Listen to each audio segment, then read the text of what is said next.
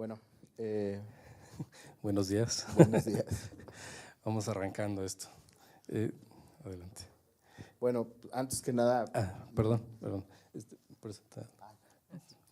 Buenos días a todos, sean bienvenidos a este quinto coloquio Transtatuar, siendo este un prefijo y un verbo para crear espacios de transgresión, resistencia, creación y archivo dentro del tatuaje desde distintos puntos de vista y trabajos. Es un honor y agradecemos por parte del Laboratorio del Archivo de Tatuajes de la Escuela Nacional de Pintura, Escultura y Grabado La Esmeralda, el primer espacio de este tipo en una universidad en México, poder contar con su presencia y tiempo. Mi nombre es Nahuel Demián y tendré el privilegio de moderar este diálogo, guiando las intervenciones y el intercambio de ideas entre nuestros ponentes, quienes también serán presentados en una pequeña semblanza. Habrán 3 mesas de trabajo: tatuaje y creación, resistencia y archivo. Entre cada una de ellas habrá un descanso del cual se los indicaré en su momento. Durante el coloquio también se realizarán distintas actividades simultáneas que podrán apreciar, las cuales serán el tatuaje en vivo por parte de Abraham Bonan, performance de cuerpos tatuados de lágrima de oro y venta de distintos productos como el fanzine por parte del grupo de Ulises Mora, y quienes nos apoyaron con la impresión en rizo de los programas y que nos apoyaron también en toda la organización de este evento. Antes de dar por iniciado y de inaugurar este evento, quisiera tomar un momento para agradecer por parte del Laboratorio de Tatuajes a las autoridades que han hecho posible este coloquio. A Sergio Ricaño Gutiérrez, director de la Escuela Nacional de Pintura, Escultura y Grabado La Esmeralda, y sobre todo al doctor Edgar Gamboa, que merece un gran reconocimiento y agradecimiento como organizador de este coloquio y como el creador del Laboratorio de Tatuaje en la Escuela Nacional de Pintura y Escultura y Grabado La Esmeralda. Este es el primer espacio de investigación en una universidad de México y también el primer archivo de tatuaje. Ha trazado un camino que permite analizar el tatuaje más allá de lo estético, situándolo en un contexto cultural, histórico y conceptual. Sin más preámbulos, que inauguren este evento.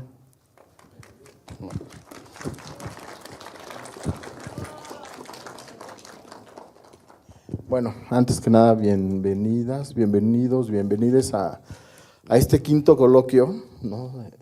Tatuaje que organiza el maestro Edgar Gamboa, y sobre todo creo que hay algo que recalcar y es que es el quinto, ¿no? O sea, hay aquí ya todo un transitar, ¿no? Tratando de, o intentando, o ya estableciendo al tatuaje como una disciplina artística dentro de la misma escuela, que yo creo que es muy interesante el fenómeno de cómo una expresión que nace en la contracultura se vuelve de repente dentro de una escuela ya una disciplina ¿no? que tiene toda la intención de establecer reflexión dentro de un proceso creativo.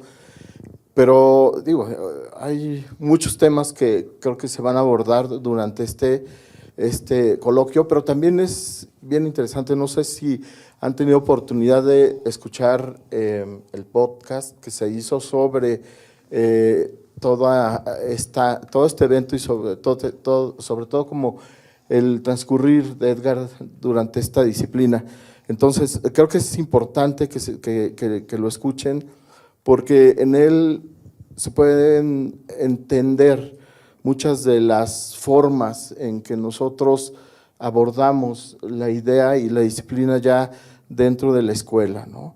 Pero también cómo esto repercute fuera y cómo ha hecho toda una construcción, digo, desde Tito, ¿no? Que es… a mí me gustó mucho como el personaje de Tito, cómo establece dentro de la idea pues de Lecumberri, ¿no? Cómo va haciendo su lectura de la disciplina, pero llegando hasta el dibujo, ¿no? Que el dibujo se ha vuelto también una disciplina que tenemos que volver a colocar, ¿no? Que hacer una reflexión muy fuerte de cómo el dibujo está también entendiéndose de otra forma y que el dibujo está en el tatuaje siempre presente, ¿no? Entonces, muchas gracias, Edgar, porque pues creo que todo esto es un logro, o sea, hay cosas que solo se logran con eso, con la tenacidad, y creo que tú estés encima de todo esto y que lo hagas pues con toda la intención que te caracteriza y con todo el amor al mismo tatuaje y también pues ver cómo vamos a ir entendiendo todo este coloquio, ¿no? Creo que tienes un programa muy interesante y pues adelante, ¿no? Muchas gracias, Sergio. Bueno, también quiero mencionar a Vicente, que también gracias a él se pudo realizar y facilitó este espacio. Lamentablemente no pudo venir, pero sí es un transitar, como bien lo menciona Sergio, ha sido toda una proeza, pero lo más interesante de todo esto que se ha ido construido a través de los mismos alumnos de la Esmeralda, ¿no? Y también en colaboración con diversos personajes del gremio del tatuaje mexicano, ¿no? Que también es muy importante mencionar esta parte. Ha sido un detonador y a partir de ahí ha transitado, precisamente por eso ahora lo llamamos trans, ¿no? Se me ocurrió poner trans y tatuar, ¿no? Porque estamos transitando a través de, y son diferentes espacios de resistencia, cada quien, ¿no? En su estudio de tatuaje, ¿no? Antes, ¿no? Imagínense, en las prisiones, en los barrios se realizaba esta actividad y ha ido transitando, ¿no? En diferentes niveles del tejido social hasta estar aquí ahora, ¿no? Hablando en el aula magna del CENAR, ¿no? Que ya es la quinta ocasión que estamos aquí, ¿no? Y todo esto ha sido también pues, un esfuerzo colectivo, ¿no? El Laboratorio y Archivo del Tatuaje Mexicano es un esfuerzo colectivo, ¿no? Pertenece a todos los alumnos, al gremio del tatuaje mexicano, y la idea de esto es seguir investigando a través de él todas las posibilidades de tatuaje, ¿no? Porque en mi caso pues, me ha cambiado la vida, ¿no? El tatuaje te cambia la vida, no es nada más un simple dibujo, ¿no? Es un transitar que te va llevando, te va mejorando, ¿no? Vas mejorando en ciertas situaciones, ¿no? Como la paciencia, quizás la disciplina, ¿no? El apasionarte por lo que te gusta y de repente te encuentras aquí, ¿no? Dando una plática sobre tatuaje y tratando de accionar e investigarlo y de mencionarlo desde diferentes posiciones, ¿no? Ahorita vamos a ver a Abraham, que va a iniciar un tatuaje.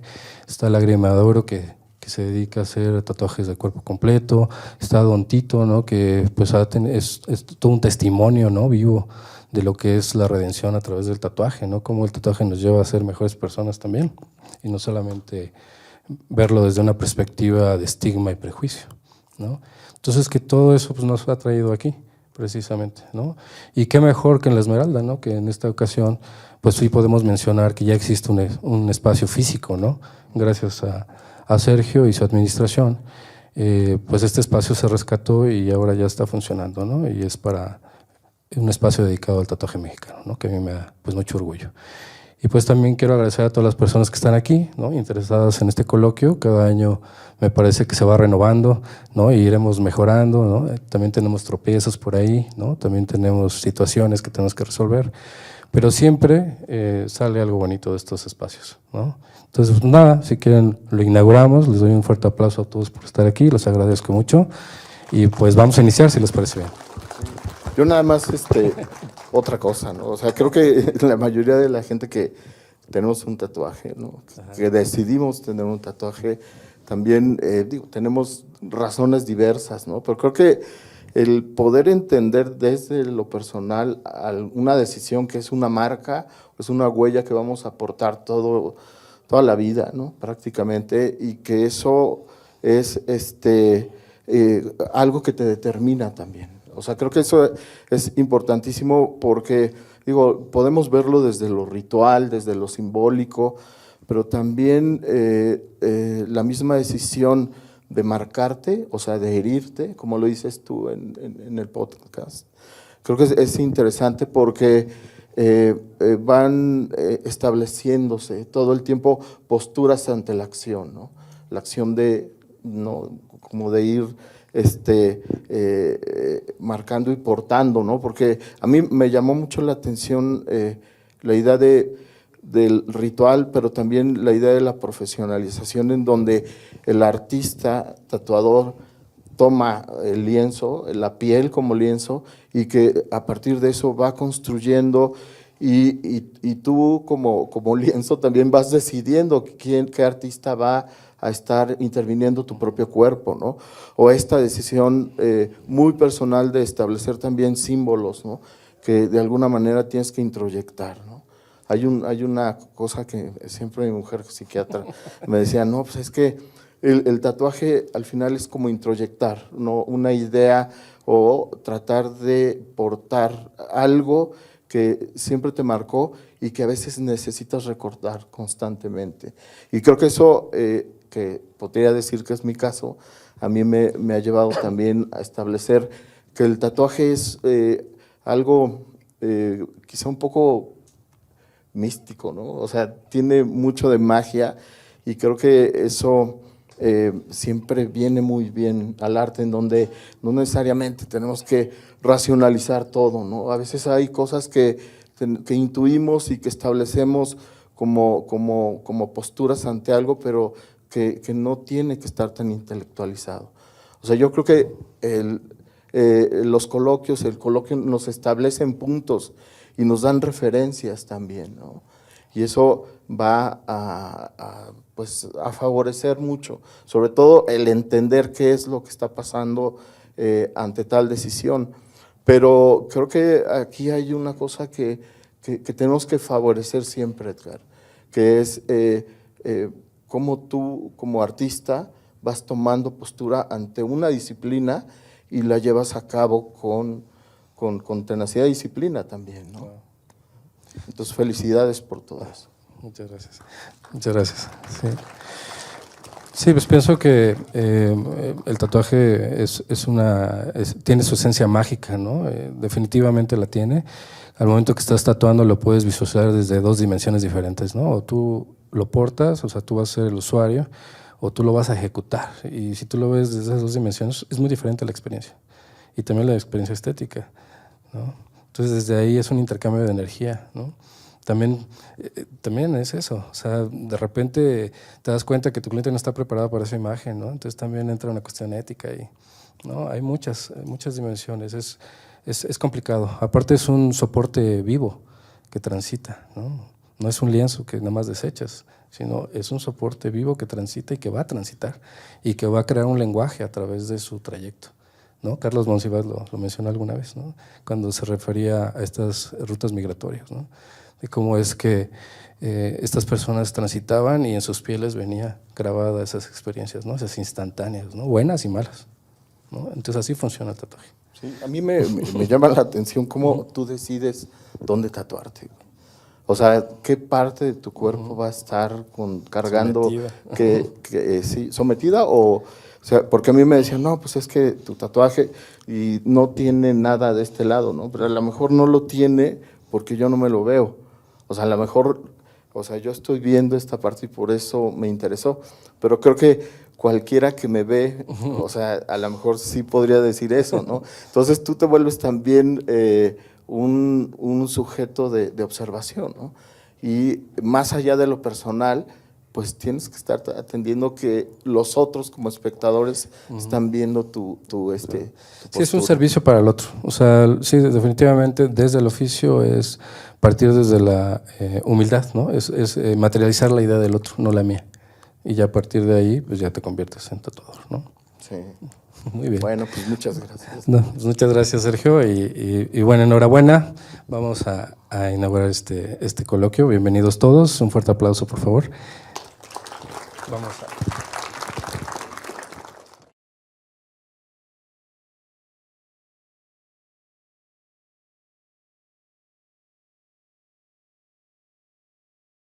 Tatuar, se compartirán 2 lecturas de textos para introducir las siguientes mesas y todo el contenido que se analizarán durante todo este coloquio.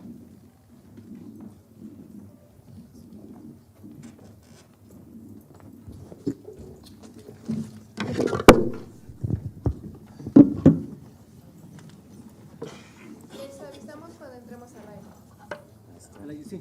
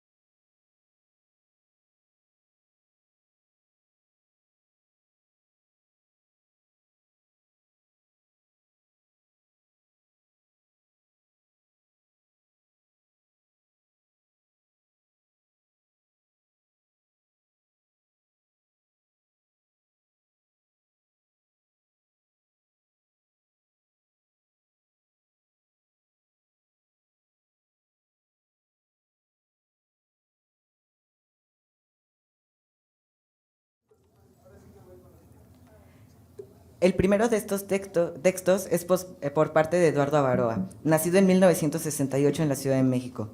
Estudió en la Escuela Nacional de Artes Plásticas de la UNAM y en California Institute of the Arts. Es un artista y escritor que trabaja en la escultura, la instalación y la acción en vivo. Es cofundador de Temistocles en 44. En 2011 ocupó el cargo como director en el Cuarto Simposio Internacional de Arte Contemporáneo en la Ciudad de México.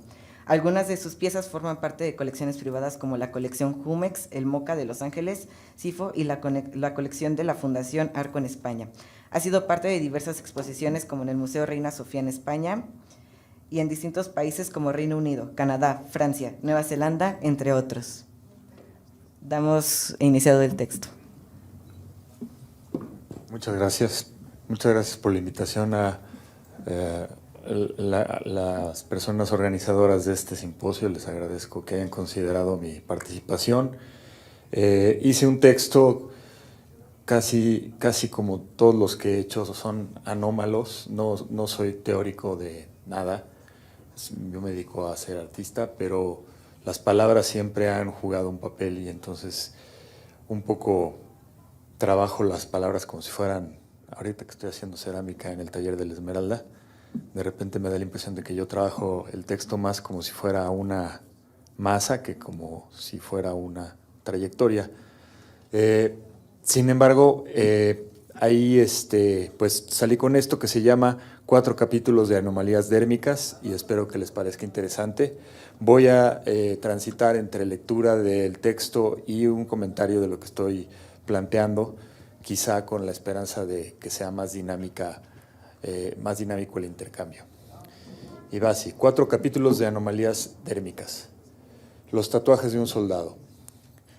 Cuando estaba haciendo una serie para el programa Fox Nation, me hicieron una entrevista mientras me estaba tatuando el único artista en la ciudad de Bethlehem. Me escribió Yahvé, Jesús en hebreo. Además, en mi antebrazo tengo una caricatura política de Benjamin Franklin de 1760. Es la de Únete o muere, que es una serpiente. Me hice también el Deus Vult, Dios lo quiere, que era el grito de guerra de los cruzados, en el bíceps. Tengo una gran bandera con la AR-15 que cargaba en Irak y luego en mi hombro tengo el escudo de la unidad con la que peleé en Irak. Todo mi pecho es una cruz de Jerusalén. Israel, la cristiandad y mi fe son las cosas que me importan profundamente. Bueno, estas obviamente no son mis tatuajes, sino son las palabras de Pete Hexworth, que es que en 2020 era un presentador de deportes en el programa de fin de semana Fox and Friends. Pero Hexworth no era solamente un experto y fanático del deporte, también había servido por más de una década como soldado del ejército estadounidense. Su servicio en la bahía de Guantánamo, Irak y Afganistán, entre otros escenarios, le valió varias condecoraciones importantes. En su libro La guerra contra los guerreros, ¿qué hay detrás de la traición a los hombres que nos hacen libres?, Hexworth se retiró del servicio porque yo no quiero más a este ejército. Así lo comentó. Entonces, si puede pasar, yo voy diciendo mejor, más fácil. Pero bueno, ya pudimos ver algunos de los ejemplos, ¿no? Si le puedes retirar un poquito hacia atrás. Ahí está, ahí podemos ver algunos de los que, un poquito más hacia atrás. Todos estos son de los que describió ahorita. Esta es una importante, es una serpiente que cada uno de los segmentos son las colonias norteamericanas. Y Hexworth dice, seguramente basado en alguna evidencia histórica, que Benjamin Franklin hizo este dibujo para unificar a las colonias norteamericanas contra la invasión de Francia. Entonces, aquí me parece interesante porque parte de mi argumento es cómo se mezcla el tatuaje con los diferentes ensamblajes sociales y mediáticos en los que vivimos, ¿no? ¿Puedes retroceder una imagen? Este es el susodicho Pete Hexworth. Esa cruz que está ahí es una cruz que es cristiana y a él el primer escándalo que tuvo con sus tatuajes fue porque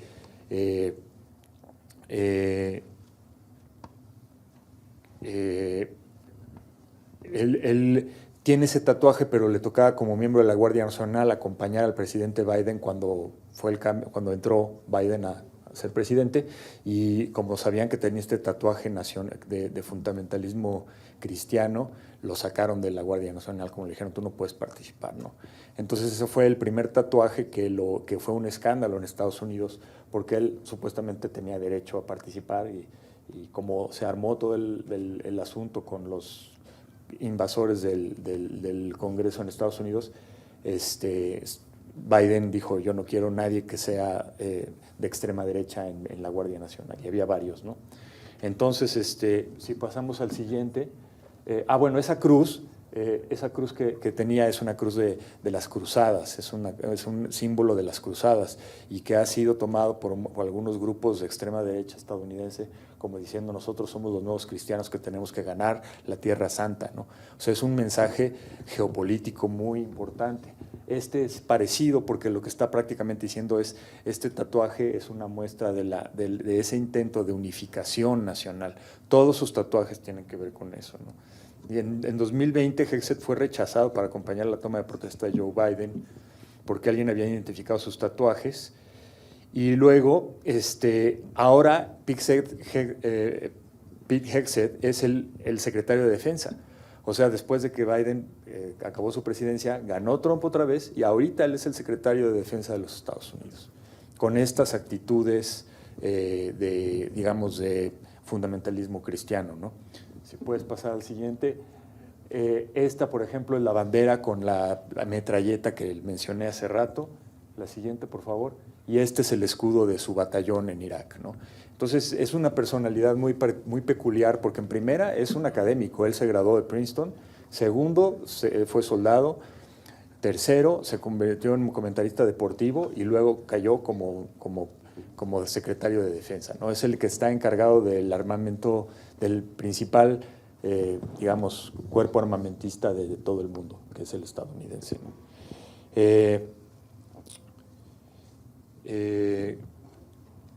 Así que el último escándalo que tuvo es el siguiente, adelante, sacó esta fotografía y allí hay esa imagen que dice Deus view, que quiere decir Dios lo quiere, y abajo es lo que se llama en árabe un kafir, que significa infiel. Entonces fue un escándalo porque la gente de ascendencia musulmana o musulmana empezó a criticar que esto de parte de un secretario de Defensa de los Estados Unidos era de plano decir yo soy infiel y soy el que está en contra de los que hablan árabe, ¿no?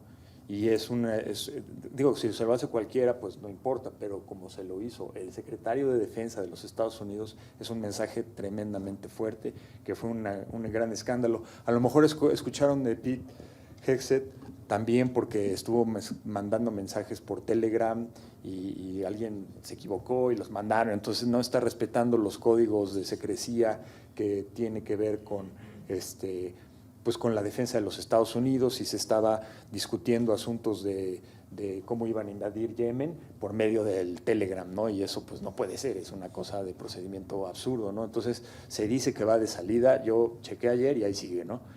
El problema es ese, pero a mí lo que me interesa mucho es cómo el tatuaje no es nada más en el asunto de, no es simplemente un dibujo, una serie de dibujos de una persona, sino que en particular, y es muy extraño, que la administración Trump ha estado incluyendo el tatuaje como una parte muy importante de su argumento político, ¿no? No nada más este señor, que bueno, es un chavo, ¿no?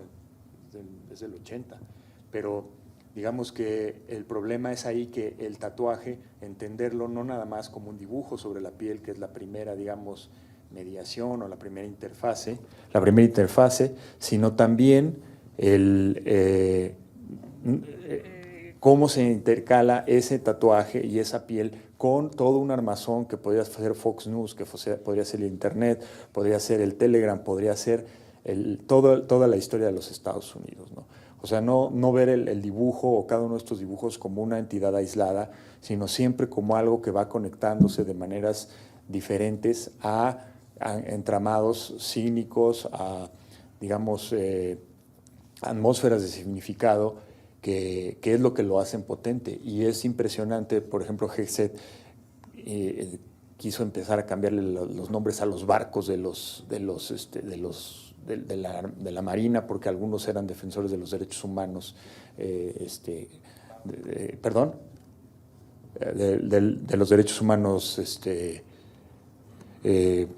etcétera, ¿no? Bueno, eso es el primer capítulo. Voy a seguir con el siguiente capítulo. Si puede avanzar, ahí está el siguiente imagen. Aquí está. Este es un dibujo de Escher con unas hormigas en una cinta de Moebius. El siguiente capítulo se llama Las hormigas. Miles de hormigas caminan sobre mi cuerpo mientras duermo. Antes las sacudía cuando eran una o dos, luego cuando empezaron a ser más me daban regaderazos. Hasta me empezó a gustar comérmelas.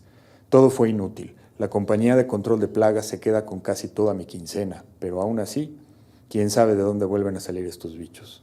No hay escape, son muchísimas. Tuve que empezar a acostumbrarme, por supuesto.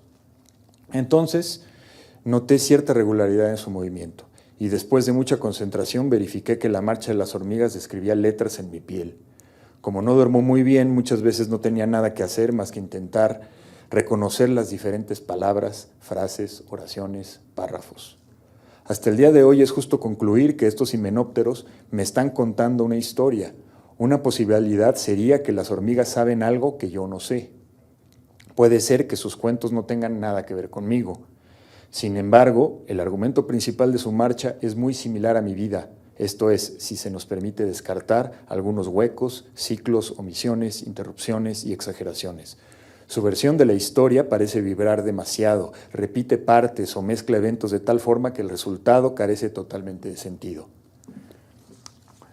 Pero no estoy seguro de esto, porque a veces se me olvida lo que han escrito y es completamente imposible leer algo dos veces. Las hormigas no me contestan cuando les pregunto algo o les exijo una explicación. Esto me hace enojar porque si alguien me viera probablemente pensaría que estoy hablando conmigo mismo. Pero siento que esperar algún tipo de diálogo no es una reacción tan descabellada, después de todo. Es perfectamente racional suponer que si las hormigas pueden escribir, también pueden escuchar. Ya que han decidido invadir mi privacidad, al menos deberían mostrar un poco de cortesía.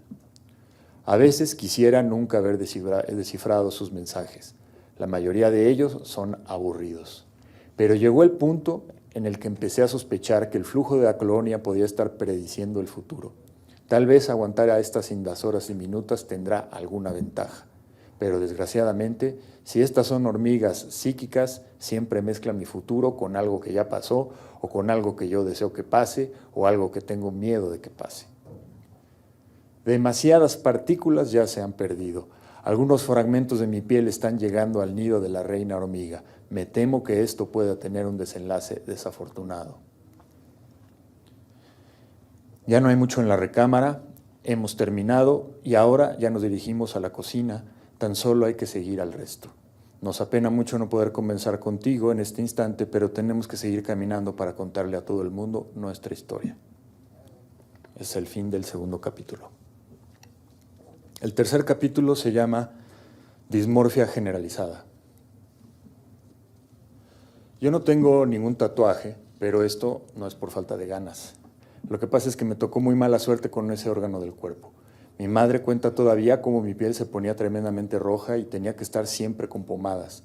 El asunto mejoró durante la infancia, pero en la adolescencia la escarificación continuó con el acné de hace 40 años, que era una enfermedad mucho más destructiva que la que hay hoy en día. Supongo que mis heridas eran algo impactantes porque la gente me paraba en la calle para darme remedios caseros.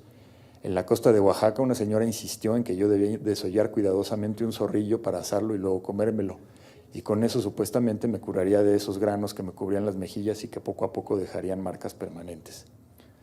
Ante esa circunstancia, supongo que nunca tomé en serio la idea de hacerme un tatuaje, pero pensé en algunas opciones de las cuales me acuerdo siempre. La primera era un paquete de chicles, de esos que vendían 4 pastillas en una envoltura transparente. La segunda era un reloj de arena en la muñeca. Cada año me tatuaría un grano más. Aquí hice esta película corta con inteligencia artificial para visualizarla. Pero lo que me parece más interesante del tatuaje es cómo las personas van construyendo su identidad o su historia personal a partir de sus dibujos o garabatos en la piel.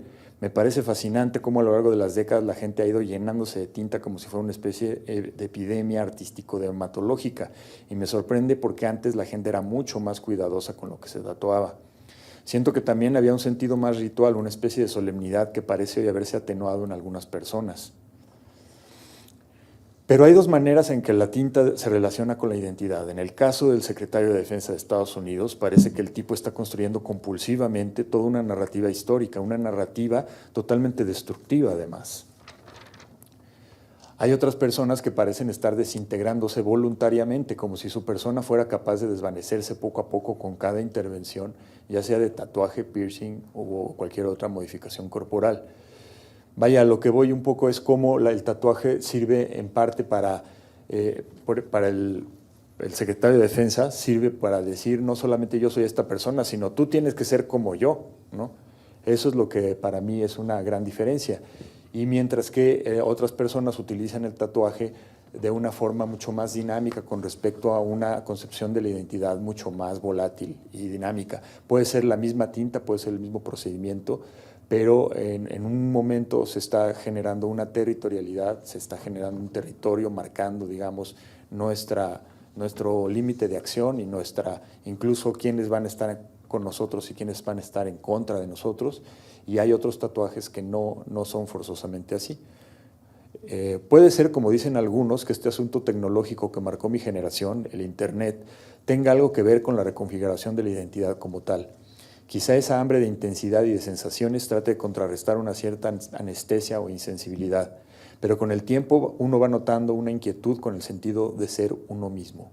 Vamos perdiendo la forma humana, como se ha sugerido, y ese proceso se ha acelerado. Si ya estábamos en proceso de cambiar del espejo al teléfono móvil como elemento de afirmación de la identidad, la creciente artificialidad de las imágenes llega a un nuevo hito cuando con los procesos de inteligencia artificial podemos hacer cualquier imagen de una manera muy realista. Sí, ya era confusa y disruptiva la imagen de la televisión común y corriente o de la fotografía, pero aún así había cierta función documental, cierta idea de que aún teníamos algo real en esa pantalla, ya sea un personaje famoso, un evento político, una nueva especie animal o vegetal.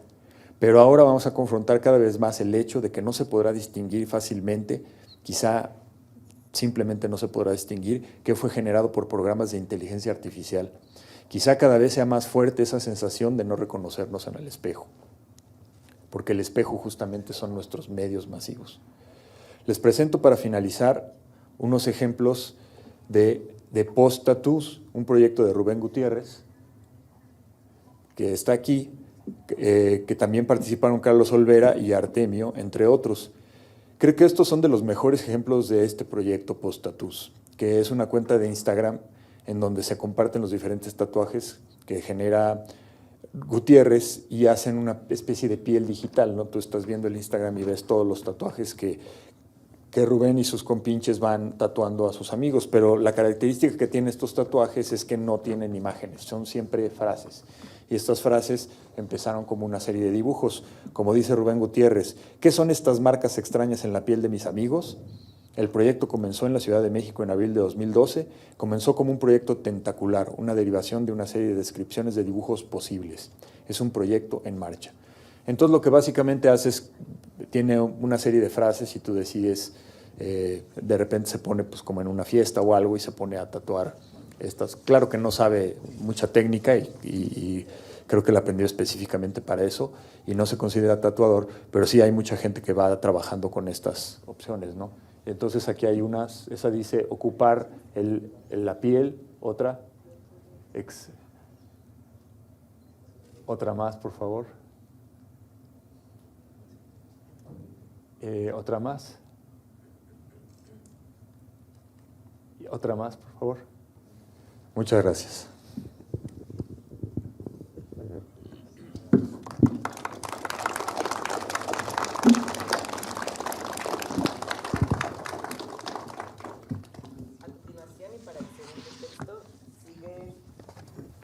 Eblem Santana. Nacido en 1984 en la Ciudad de México, estudió en la Escuela Nacional de Pintura, Escultura y Grabado La Esmeralda y cursó posgrado en Estudios de Arte en la Universidad Iberoamericana. Realizó residencias en la Fundación Gruber Hess AC y en la École Supérieure de Beaux-Arts Angers. Su obra forma parte de colecciones de Grupo Reforma y de la Universidad Iberoamericana Puebla. Dentro de su trabajo como investigador, ha participado en ponencias como Debate en torno al grafiti en el Museo de la Ciudad de México en 2018 y Arte Mexicano de la década de los 90. Damián Ortega en el Centre Georges Pompidou, en el 27º Coloquio de la Maestría. Actualmente es docente dentro de la Escuela Nacional de Pintura, Escultura y Grabado La Esmeralda.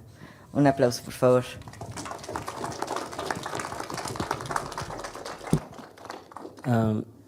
Antes que todo, quiero agradecer a todas las personas presentes, su tiempo, su espacio, su presencia, a las personas que organizaron todo este evento, a Eduardo Barba, que aquí está al lado. Y bueno, voy a compartirles unas ideas que bajé después de que me invitaron a participar en este evento, ¿no? La presentación la pongo un poco para motivar a que no se duerman. El tatuaje pertenece a les salvajes, ¿no?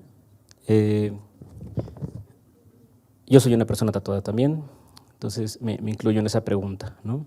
¿Cómo se aborda el tatuaje hoy? Después de estar informándome sobre el tatuaje, leyendo documentos, tesis y publicaciones académicas, me he dado cuenta que es un tema abordado de una manera generalizada por las nuevas generaciones profesionistas. Con estas me refiero, tomando en cuenta en las últimas décadas del siglo XX, en México era muy poco probable poder encontrar este tipo de documentos escritos desde la academia. Si alguien se ha puesto a investigar sobre tatuaje, es muy difícil encontrar una tesis, ¿no? que lo aborde como un tema recurrente, ¿no? Después, en que estaban acotando a publicaciones que se realizaron a partir del 2001, ¿no? Anteriormente, creo que puede encontrar uno de los 80s. Puede encontrar contenido que aborda el tatuaje como punto de partida o estudio de caso en escritos que venían desde distintas áreas de conocimiento, como psicología, antropología, historia, medicina, artes visuales, lenguas, literaturas hispánicas, comunicación, sociología, diseño, etc. Solo basta buscar en TESI UNAM o en Google Académico para encontrarles. En esta especialización de la construcción de la imagen, llamada tatuaje, estas nuevas generaciones han encontrado un punto de partida para construir no solo una vía para apropiarse de su cuerpo, su imagen y su identidad desde una perspectiva individual, sino una vía para consolidar comunidades que comparten esta búsqueda, además de ir labrando caminos que no ayuden a cuestionar viejos paradigmas en torno al uso y control sobre los cuerpos, que pertenecieron a generaciones pasadas y que impiden pensar al ente social como un ser plural y cambiante. Abordaré brevemente un panorama occidental general del tatuaje en nuestro continente para no dejar a un lado su historia y así poder contextualizar más adelante sobre sucesos que considero se repiten como actos políticos discriminatorios. Claramente no busco desaparecer el tatuaje como parte fundamental de identidades y prácticas religiosas de sociedades, pueblos, etnias, etcétera, que en la historia han sido registradas, tomando como algunos ejemplos a las culturas nazca, Cadibeu, mayas, totonacos, indígenas, americanos, etc. Pero sí quiero marcar una ruta que considero necesaria para resaltar puntos urgentes en nuestra contemporaneidad.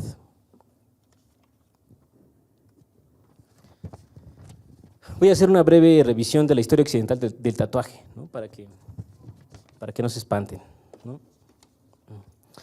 La doctora en Bellas Artes, Sandra Martínez Rossi, en su documento La piel como superficie simbólica, que lo pueden encontrar aquí en Educal, desde escritos de Colón sobre los indios americanos y sus costumbres de pigmentar su piel con laceraciones, la visita de 1595 de Álvaro de Mendaña a las Islas Marquesas y su avistamiento a las decoraciones corporales de los isleños, visitas a los pueblos de Oceanía por parte de viajeros europeos como James Cook, quien en 1796 visitó el Pacífico Sur, y habitantes de las islas de la Polinesia. Un punto a resaltar dentro de estas descripciones es cuando el tatuaje comienza a establecer una diferencia entre culturas desde la perspectiva denostativa ejercida sobre el ser tatuado. La cito a continuación. En Europa, hasta el siglo XVIII, la práctica de marcar el cuerpo fue asociada a la palabra estigma. El estigma que señala un estado de salvajismo que no permite el desarrollarse como las culturas modernas. Durante esa era, parafraseé un fragmento de la traducción de la doctora Méndez del texto Tattooed, The Sociogenies of a Body Art, de Michael Atkinson, se hacía énfasis al mostrar en Europa los cuerpos tatuados de las personas no europeas, inuit, indígenas americanos, etc., como ejemplos del avance y progreso cultural de los europeos frente a las salvajes y atrasadas etnias tatuadas. Con esta información busco dejar en claro que desde principios, cuando la cultura occidental se acercó por curiosidad a la práctica indígena originaria del tatuaje, le sometió a un etnocentrismo que no deja de estar vigente en la tercera década del siglo XXI. Posteriormente, en el proceso de asimilación del tatuaje por parte de las culturas occidentales, se comienza a perder el uso ritual de donde fue tomada para contaminarse con los símbolos que eran significativos para ellas, cito a la doctora Martínez. Hacia 1800, el tatuaje maorí incluyó imágenes europeas como barcos, armas, cañones y banderas. Lógicamente, la marca corporal atenuó su poder espiritual, exhibiéndose como decoración.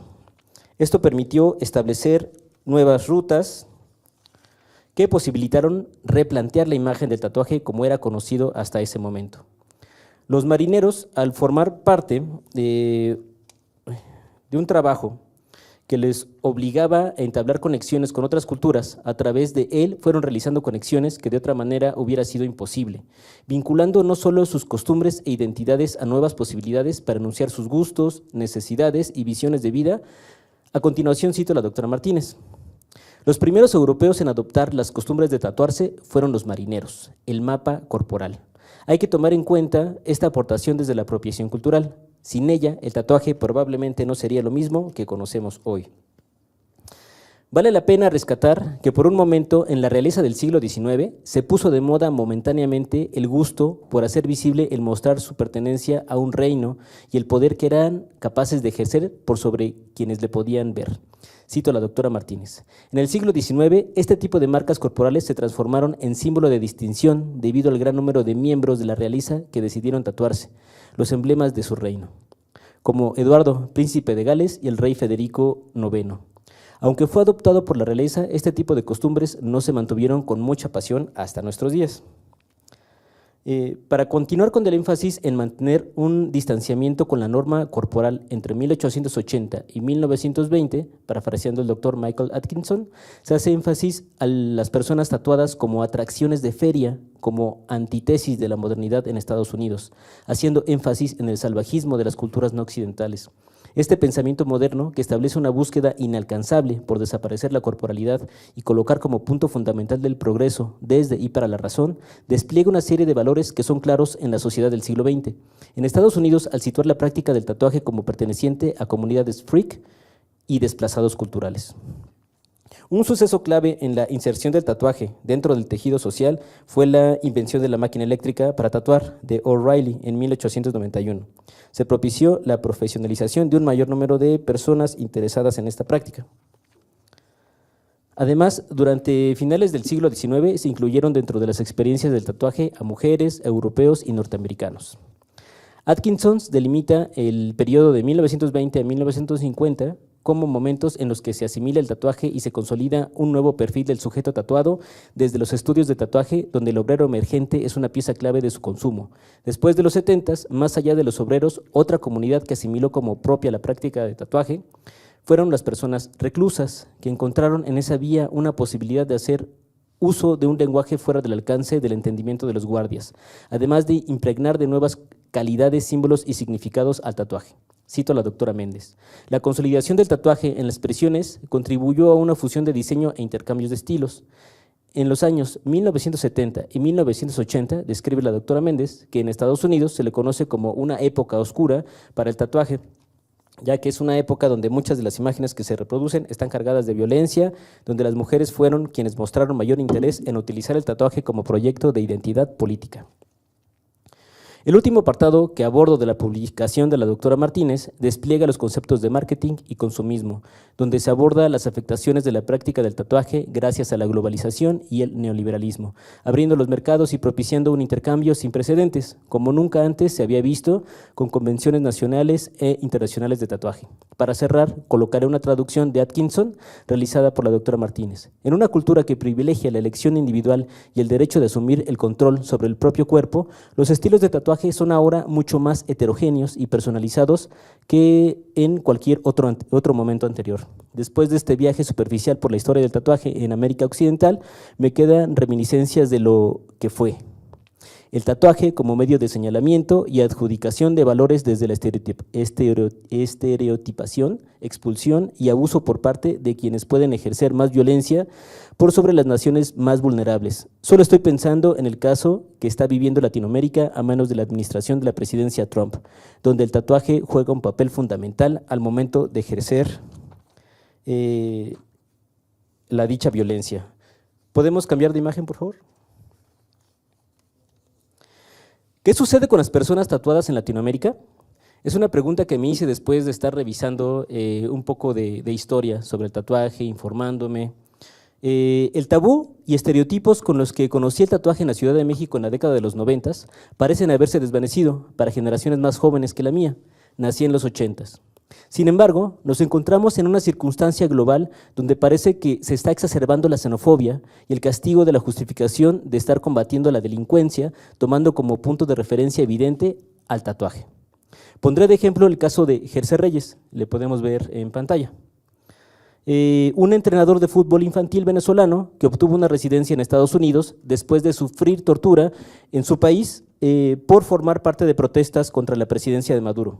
Según el periódico El País, fue señalado como un peligroso terrorista, miembro de la banda delictiva Tren de Aragua, y por lo mismo fue expulsado a mediados de marzo de 2025 de Estados Unidos en un vuelo que deportó a El Salvador a 200 venezolanos. A continuación, cito un fragmento del escrito de la publicación del País. En su escrito, Tobin denuncia que su cliente no guarda relación alguna con el Tren de Aragua y que las supuestas pruebas que alega el Departamento de Seguridad Nacional para asegurar que sí son erróneas, una es un tatuaje que según el ICE representa símbolos de la pandilla. La abogada incluye fotografías en su argumento para explicar que su defendido eligió ese dibujo, un balón rematado con una corona, porque es similar al escudo del Real Madrid, su equipo del alma. El escudo que lleva grabado Reyes Barrios en el brazo está rodeado de un rosario y la palabra Dios en español. El señor Reyes Barrios es un jugador profesional de fútbol en Venezuela. Nunca ha sido detenido o acusado de ningún delito. Tiene un historial de empleo fijo como futbolista y como entrenador infantil y juvenil, explica la abogada. Pero la foto y el tatuaje hicieron que se le identificara como pandillero y se le trasladara al centro Otay Mesa en régimen de máxima seguridad. Este, como muchos otros casos que podemos encontrar en las noticias del día a día, nos sirven, por ejemplo, como ejemplos de la política de abuso y discriminación ejercida por las administraciones de la presidencia de Estados Unidos en pleno siglo XXI ante las personas tatuadas.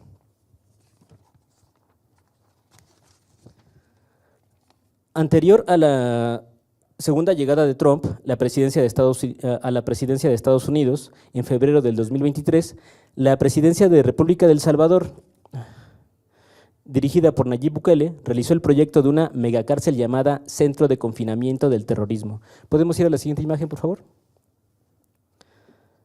Proyectada para resguardar a 40,000 reclusos o terroristas, como los llama Bukele, haciendo énfasis en su guerra contra las pandillas. A través de este proyecto llevó a cabo un régimen de excepción que restringe los derechos a los residentes del país. Se vulneran sus libertades individuales y sus derechos humanos. A continuación, cito una nota de la BBC con el título «Miles de reclusos tatuados aparecen en una megacárcel de El Salvadorcito». El primer grupo de 2,000 presuntos pandilleros en El Salvador ha sido trasladado a una enorme nueva prisión, la pieza central de la autodeclarada guerra contra el crimen del presidente Nayib Bukele.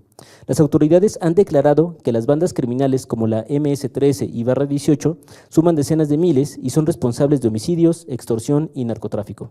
El objetivo de las detenciones masivas es hacer desaparecer por completo a las pandillas. Según el gobierno, las organizaciones de derechos humanos han argumentado que personas inocentes han sido atrapadas en la política y algunos de los detenidos han denunciado haber sido sometidos a tratos crueles, inhumanos o degradantes.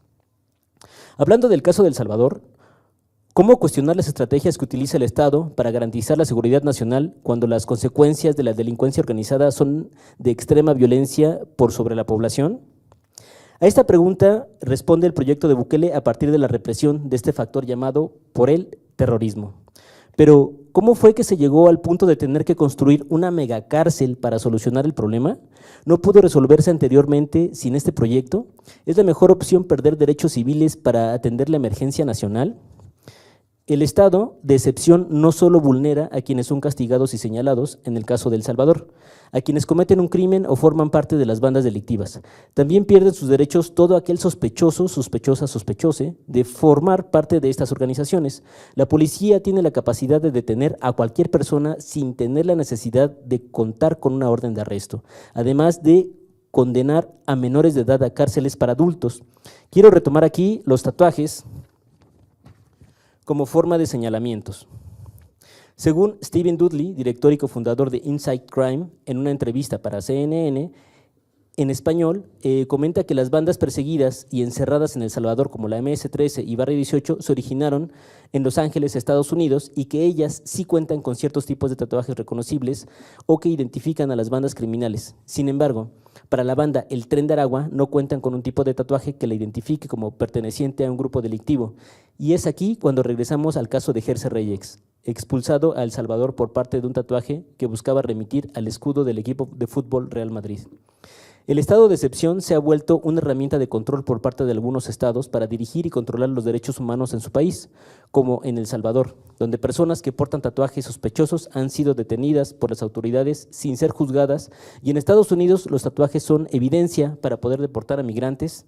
Cito a la filósofa Marina Garcés.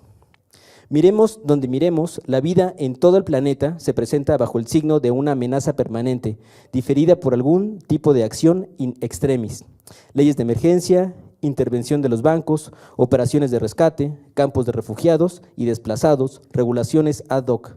La acción excepcional no resuelve la crisis, sea cual sea, sino que la mantiene abierta. No la supera, sino que la sostiene. No la cancela, sino que la gobierna. El poder obtiene y refuerza su poder permaneciendo en la crisis, no atravesándola. Coincido con la perspectiva de la doctora Marina Garcés. El problema de la migración no se ha solucionado desde que yo tengo uso de memoria, y mucho menos para que busque realmente erradicarse. Más bien parece que ha sido un problema ad hoc, que no solo Trump ha utilizado incesantemente en sus campañas políticas, fomentando el miedo de la comunidad estadounidense ante estereotipos y la xenofobia. Es aquí cuando considero posible retomar la historia de las salvajes tatuados, remitiendo a los registros de quienes en algún momento fueron exhibidos en ferias. Qué difícil con una mano. Como criaturas no civilizadas que representaron la otredad, a lo diferente, a lo desconocido, aquello que no se podía controlar y que no buscaba formar parte de la consolidación de la modernidad como idea de progreso. Y es por esto que, si no se parecen a nosotros y no piensan como nosotros, entonces son una amenaza a nuestra existencia y para la forma en la que vemos y queremos construir el mundo. No es lo mismo ver a un rey tatuado que ver a un indígena tatuado. Y es el caso de Latinoamérica, con todas, todes y todes, estes, hijes de indígenas y mestizos tatuados, cubiertos por símbolos que si no se toman el tiempo de revisarlos, muy probablemente para la policía ICE, será una señal de amenaza a su seguridad nacional. Y después de todo esto, me hice la pregunta, ¿a dónde nos puede llevar el tatuaje en México? Frente a estas circunstancias económicas, culturales marcadas por las políticas exteriores de los países que nos rodean, en nuestro caso haciendo énfasis en la relación cultural que tenemos con Estados Unidos, nos es imposible no tomar en cuenta, valorar y actuar frente a estos problemas que nos afectan de manera directa. No solo nuestra economía es la que sufre los estragos de los aranceles por sobre los intercambios de mercancías y recursos con el país vecino, sino que nuestras culturas, la forma en la que nos entendemos, en la que proyectamos nuestras identidades y nuestras imágenes, ¿nos dará miedo tatuarnos imágenes sospechosas? ¿Estas noticias de detenciones arbitrarias en el mundo de personas tatuadas afectan nuestra manera de percibirnos consciente e inconscientemente? ¿Somos más vulnerables si estamos tatuadas, tatuados o tatuades? Si tenemos tatuajes, ¿somos ahora más propensos a la discriminación a diferencia de hace 5 años? Estas y muchas otras preguntas son las que podemos pensar si es que ya contamos con tatuajes o teníamos pensado hacernos alguno, o tal vez podríamos preguntarnos, ¿cómo podríamos pensar el tatuaje frente a estas circunstancias? ¿El tatuaje es resistencia? Y si lo es, ¿cómo hacemos que se desenvuelva de esta manera? ¿Qué puede llegar a ser el tatuaje? ¿No? Otra pregunta posterior a esto, ya casi termino. Dando continuación a estas preguntas, considero que una salida puede ser la interdisciplina, donde se puede integrar y repensar el tatuaje acompañado de otras maneras o vías de pensar y trabajar la realidad. Yo propondría el arte, claro, porque soy artista, ¿no? Digo, cada quien ya tendrá otras habilidades. Yo propondría el arte como una de ellas. Un ejemplo de esto es el proyecto de Eduard Gamboa, que me invitó aquí. Desarrolla desde el 2012 con el laboratorio de tatuaje, que actualmente tiene un espacio de trabajo en La Esmeralda, como les contó, ¿no? En estos laboratorios donde se pueden fomentar el repensar el tatuaje, no únicamente desde el tatuaje, sino desde otras posibilidades, donde el tatuaje pueda desenvolverse para, en conjunto de otros saberes, construir nuevas vías que propongan la construcción del cuerpo desde la imagen, desde la investigación, desde el archivo y todas las posibilidades de cada equipo que se realice. Al final, todo lo importante está en estas palabras. ¿Qué pasa si pensamos en una investigación que integre el tatuaje con la pedagogía? Digo, por si no se les ha ocurrido. ¿La CEP estaría dispuesta a integrarlo en su plan de trabajo? ¿Por qué no? ¿Por qué sí? ¿No? Mi trabajo es aquí dejar preguntas. ¿Qué pasaría si integramos el tatuaje con la arquitectura? ¿Alguien lo había pensado? ¿Qué pasaría si intentamos pensar el tatuaje con la medicina? No la visión de la medicina por sobre el tatuaje, sino el tatuaje pensarlo a la par de la medicina. Estas y muchas otras preguntas considero que se están fraguando desde los proyectos de los que hablaba al principio de este escrito, donde las nuevas generaciones de profesionistas se están dando cuenta del valor que el tatuaje tiene para la sociedad y su desarrollo, para repensar los paradigmas del siglo XX y que aún sobreviven en el siglo XXI. Las nuevas generaciones de tatuadores, tatuadoras, son resistencia e inteligencia. De ellos, ellas y ellas depende construir nuevas vías de entender ser tatuadores, tatuadoras, tatuadorix y ser tatuados, tatuades, tatuadas. Y sus alcances dentro de estas nuevas sociedades. Ya sería todo. Muchas gracias.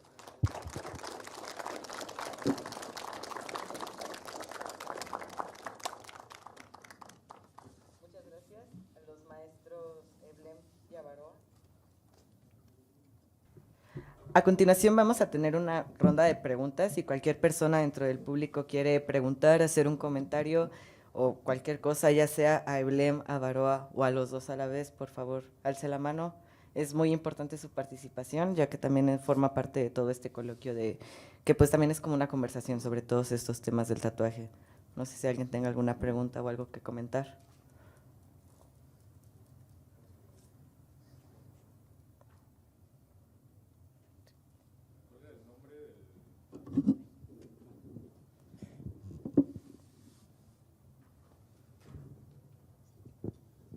Nada más para futuras referencias, ¿cuál era el nombre del político estadounidense? Sí, se llama Pete Hegseth. ¿Cómo se escribe su apellido? Es lo que no agarré. H-E-G-S-E-T-H. H-E-G-S-T-H. A ver, ¿cómo? Disculpa. H-E-G-S-E-T-H. Pete Hegseth. Pete es Pete. Ah, ok. Pete. ¿Y el caso del tatuaje que era del Real Madrid? Sí. ¿Cuál era el nombre de la persona? A ver, te lo paso ahorita. Se llama Jersey Reyes. No lo tengo. Ay, es que escribí bastante. Sí, Jersey Reyes. Es J-E-R-C-E. Jersey Reyes es R-E-Y-E-S. Ok, muchas gracias. En el país puedes encontrar. Ah, va. Gracias. Anota a ti. ¿Alguna otra persona que quiera preguntar algo, hacer un comentario?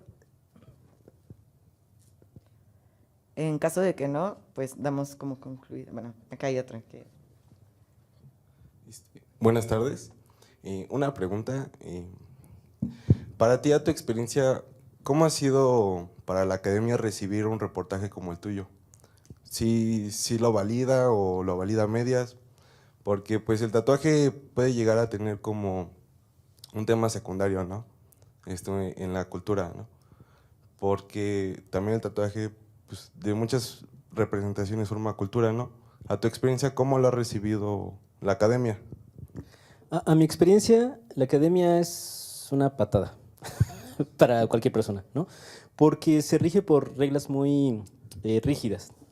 Aquí lo relevante es que la academia la hacen las personas. Y las personas lo que presentan son sus necesidades. Entre más investigaciones haya sobre tatuaje, menos patadas vamos a recibir como académicos. Entonces, depende de ustedes. Si hacen tatuaje, hagan investigación. ¿Ok? Todos sus saberes, yo les sugiero, compártanlos. Compártanlos con las nuevas generaciones, ¿no?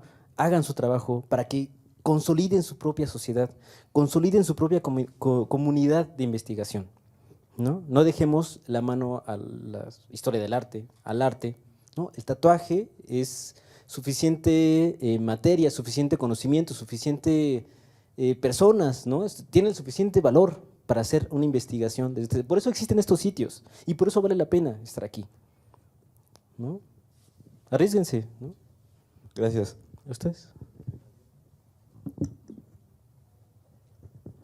Gracias por la presentación, felicidades. Han mencionado mucho los temas que están ahorita relevantes sobre el tema de Trump. Creo que estos temas de, no sé,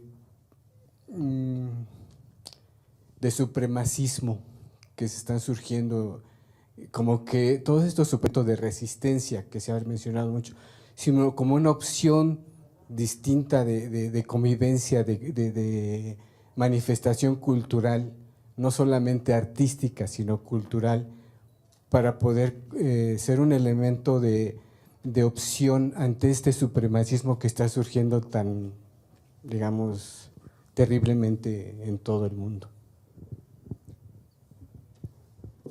Gracias por la pregunta. Sí, pues todo lo que estaba yo tratando de plantear, y creo que lo que el maestro también está planteando, es ver cómo se está abordando el tatuaje, por un lado, como represor, una represión a través de lo que la gente dice de sí misma, que yo me iría, ahorita que estábamos, fue muy interesante que estabas pidiendo que deletreáramos, ¿no? Porque una de las cosas que sucede es que se está reescribiendo algo. Cuando una serie de personas se tatúan y dicen yo soy de tal equipo y tú eres de tal otro equipo, hay un texto, ¿no? Que dice estos que tienen, qué sé yo, X cosa tatuada son de mi equipo y a los otros no, como decías tú de las bandas en Los Ángeles, pero no es la única, ¿no?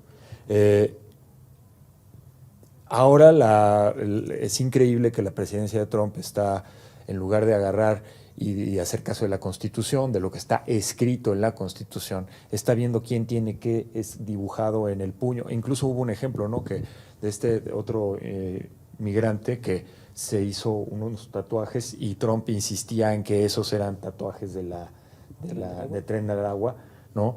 Y hizo un montaje, ¿no? Y lo puso, Trump lo enseñó, y es estar constantemente reescribiendo. O sea, ahorita lo que está haciendo, digamos, la extrema derecha es reescribir. Entonces, en lugar de tener derechos en la escritura de la Constitución, tienes derechos por lo que tú tienes tatuado o no tienes tatuado. Y si no lo tienes, te lo pongo. Sí, no, pero es que sí es muy fuerte, porque justamente en el Holocausto de los 40s, en Alemania, pues había una estrella y había ciertas marcas específicas para grupos humanos específicos, ¿no? Entonces tenemos que entender, primera lección, que es un interés de reescribir para reclasificar a las personas, ¿no?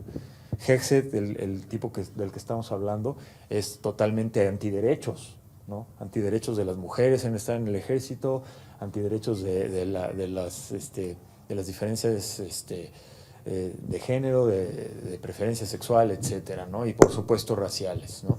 Entonces, o bueno, lo que ellos consideran razas, ¿no? Entonces ahí yo plantearía una primera cosa, pero la lección también es de que esa escritura, el tatuaje es probablemente de los medios más antiguos que tenemos, pero lo que es increíble es que en esta época de hipertecnología sigue teniendo vigencia, es lo que estamos un poco tratando de especificar el maestro y yo, ¿no? Aquí, tanto del represor como del reprimido, está una importancia de esa escritura muy, muy antigua, o de ese medio muy antiguo, pero finalmente tu insistencia es como en la transdisciplina, yo en la transmediática, ¿no? Que esos tatuajes no funcionan o no funcionarán como como resistencia si no somos conscientes de ese aspecto transmedia que está utilizando el gobierno de Estados Unidos, o los que están ahorita en el gobierno de Estados Unidos, para que sea efectivo eso. Están transformando la geopolítica en un aspecto de pandilleros. No es un aspecto de constituciones, no es un asunto de acuerdos internacionales. Es un acuerdo a ver quién tiene pintado eso, entonces ya, es la prueba, ¿no? Y eso es muy, muy fuerte. Es tremendamente trascendente en mi opinión, y creo que, así como yo creo que la derecha norteamericana aprendió de la transgresión, porque se voló muchos de los tropos de las transgresiones de la izquierda y de las izquierdas incluso estéticas, también, digamos, los que no nos parece bien ese estado de cosas, tenemos que aprender de lo que los mismos fascistas, los mismos gobernantes antiderechos humanos están promoviendo, y para entender de una manera más profunda su mecánica y poder generar nuestras propias opciones y generar el ataque legal o social hacia lo que se está imponiendo desde ese tipo de cosas, ¿no? O sea, que no te puedan juzgar porque tienes un tatuaje, por ejemplo. Sí.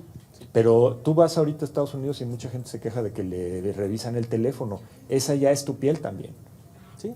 Ya es tu trayectoria, ¿no? Gracias. Bueno, me gustaría también complementar, digamos, este comentario del maestro Abaroa, con que, digo, a pesar de estas circunstancias que estamos viviendo de violencia mediática, de la lectura, o sea, creo que Trump o todas estas políticas de xenofobia, o que fomentan y promueven la xenofobia como acto de discriminación, uno como perspectiva discriminatoria y de distanciamiento y de aislamiento, creo que es materia perceptible inmediatamente cuando se hace notar una imagen, ¿no? O sea, no es lo mismo, no pueden leer los pensamientos, pero sí pueden señalar o transformar imágenes, ¿no? Entonces llega inmediatamente esa información y se puede discriminar y juzgar de manera inmediata, ¿no? Por eso se aprovechan de las imágenes, digamos, que de primera instancia. Yo, a pesar de esto, yo quiero un poco platicar también de cómo las comunidades de mujeres, ¿no?, han tenido la posibilidad de ir construyendo, ¿no? O sea, como un poco lo habla la doctora, ¿no?, que estaba citando anteriormente, que son quienes empezaron a tomar como acto político el tatuaje, ¿no? Y lo siguen haciendo hoy en día, ¿no? Creo que son las personas que están más presentes y que toman el tatuaje como activismo en esos aspectos, ¿no? O sea, como radicalizando las imágenes, radicalizando el contenido y radicalizando todas estas posturas frente a la misma imagen y frente a las comunidades, que no depende únicamente desde una perspectiva individualista, sino desde una perspectiva de consolidar y legitimar un movimiento, ¿no?, desde la misma imagen. Creo que esa, no sé si respondería a su pregunta. ¿Sí?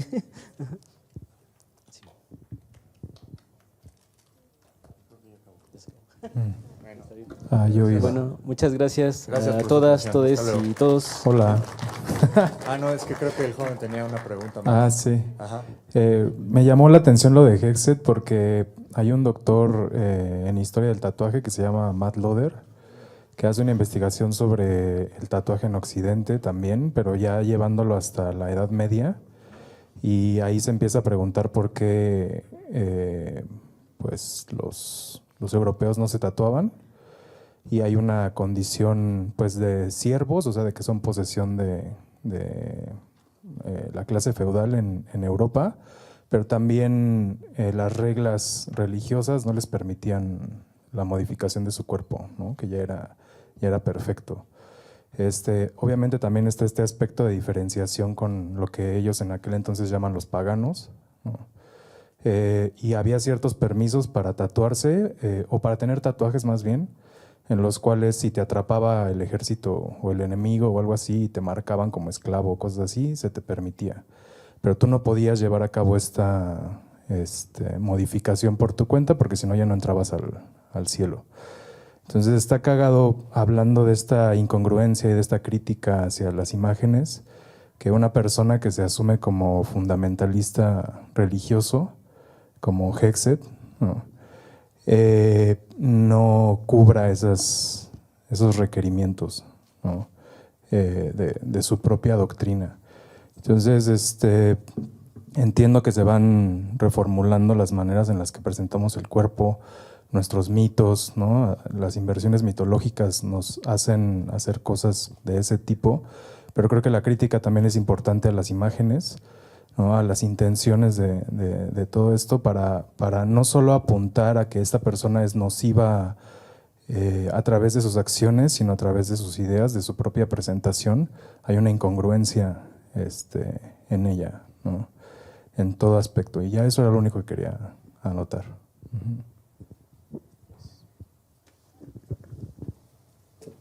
Sí, es que sí, es verdad que hay una... Antes, por ejemplo, la gente tatuada, pues no... me refiero cuando yo era más joven, ¿no? Cuando tenía 20, 30 años, no había tanta gente con tatuajes, ¿no? Y me parece muy interesante que ahora casi todo... Es más difícil encontrar a alguien no tatuado que alguien tatuado, ¿no? En ciertos rubros, ¿no? Y en cambio antes había una solemnidad más, creo que lo mencioné, ¿no? De por qué te vas a poner un tatuaje y qué significa, ¿no? Y no, a mí me parece muy interesante, y me pregunto si esta situación de no poder o de estar perdiendo un poco la capacidad de integrar una personalidad coherente, porque obviamente cuando tú ves las fases de la historia, cuando surgen los movimientos fascistas o nazistas o son momentos en que justamente lo nacional está debilísimo, muy débil, ¿no? Como por ejemplo ahorita Estados Unidos tienen miedo de no ser ya la potencia mundial, ¿no? O Alemania nazi tenía miedo porque había hecho pues toda una serie de problemas en la Primera Guerra Mundial y tenía esta situación de profunda complejo de inferioridad con respecto al resto de agravio con respecto al resto de Europa, ¿no? Entonces, cuando están esas crisis de quién soy, es cuando empiezan a agarrarse estas afirmaciones rotundas de yo soy y no voy a cambiar y tú tienes que ser igual que yo, y si no puedes ser igual que yo, tienes que ser eliminado, ¿no? O que tienes que ser subyugado, ¿no? Esa actitud me parece que se está estudiando mucho. Yo conozco expertos también en fascismo, por ejemplo, o en populismo, etcétera, una serie de cosas. Y yo creo que sí tiene que ver, o sea, si hay una estructura mediática que está propiciando esto, no nada más en Estados Unidos, también en México, también en muchos lugares hay situaciones de mucho mayor tribalismo. O sea, que tú eres de los de allá y yo soy el de acá, y no hay como punto de medio, ¿no? Y tenemos que ser conscientes de eso y ver cómo el tatuaje puede, como todas las demás artes, puede integrarse a una matriz mediática que ayude a contrarrestar esos sentimientos, ¿no? A pesar de la tradición cultural. Como tú dices, Hexet pues es un anglosajón, quién sabe, no creo que sea rosicruciano, no, o sea, es un invento también, es un pastiche lo que está haciendo, ¿no? Pero ahí es donde tenemos que ser creativos también nosotros. Pues bueno, pues muchas gracias, nos despedimos y nos vemos pronto. Muchas gracias a gracias Bárbara y Hablen a todos. por su participación y su lectura de textos, fue algo muy enriquecedor, y gracias a quienes participaron y preguntaron también. Ahorita va a haber un pequeño receso de 15 minutos en lo que se preparan las cosas para la siguiente mesa de trabajo. Por favor, quédense y lleguen puntual, así en 15 minutos. Les recordamos que no pueden entrar con alimentos y bebidas y no pueden comer aquí. Y durante la siguiente mesa de trabajo, pues ya se empezó el tatuaje en vivo, también se pueden quedar a verlo si quieren. Y también en esta mesa se va a realizar el performance de los 4 cuerpos tatuados por parte de Lágrima de Oro.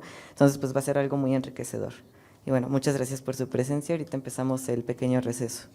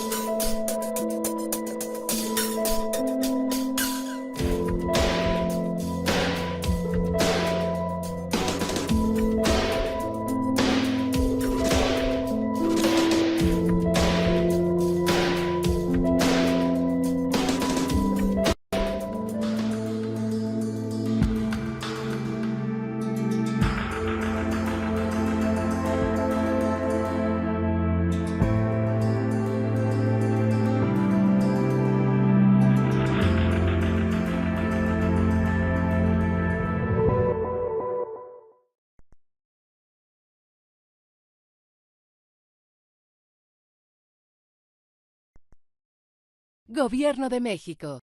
Segundo piso de la Cuarta Transformación.